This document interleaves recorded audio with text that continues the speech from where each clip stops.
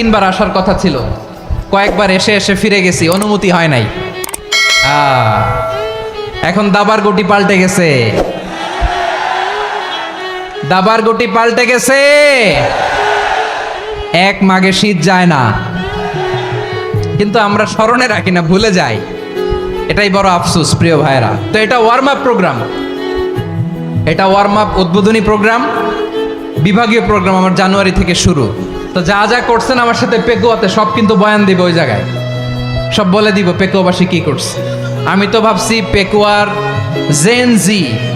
Generation জি আমাকে এমনভাবে receive করবে, আমার কোনো ব্যাক পেতে হবে না, কষ্ট পেতে হবে না। আমাকে স্মার্টলি তারা স্টেজে রিসিভ করবে, স্মার্টলি তারা সেফ এন্ট্রি সেফ এক্সিট দিবে।